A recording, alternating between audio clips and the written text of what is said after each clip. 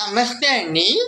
ప్రతిరోజు ఒక అతను తన వర్క్ చేసుకుంటూ వస్తూ ఉంటాడండి. ఒక వాచ్‌మెన్ ఉంటాడు పక్కన.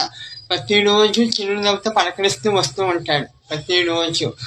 ఒకరోజు వాచ్‌మెన్‌కి డౌటొస్తది. ఏంటి ప్రతిరోజు నన్ను పలకరిస్తాడు కదా! ఈసారి ఎందుకు నన్ను పలకరించి చిరునవ్వుతో పలకరిస్తాడు కదా అని వాచ్‌మెన్‌కి డౌటొస్తది. అతను వర్క్ చేస్తూ లిఫ్ట్ ఆగిపోతుంది. అతనికి అసలు ఊపిరి ఆడటం లేదు. నాకు ఈరోజే క్షణము, నాకు ఈరోజే ప్రాణము, యమలోకానికి వెళ్ళిపోతానని అతను అనుకుంటాడు.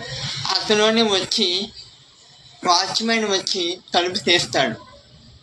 అబ్బా, నువ్వు నా దేవులాగా వచ్చి కాపాడేవయ్యా అంటే, లేదు నాన్న, నువ్వు నన్ను ఎప్పుడు నువ్వు ఒక్కడివి నన్ను పలకరిస్తూ ఉంటావు చిరునవ్వుతో. ఆ దేవుడు నన్ను పంపించాడు, నువ్వు చాలా అని అనుకుంటాడు. అందుకే చిరునవ్వు కుల భేదం ఉండకూడదు, అందుతోని చిరునవ్వు గొప్పది.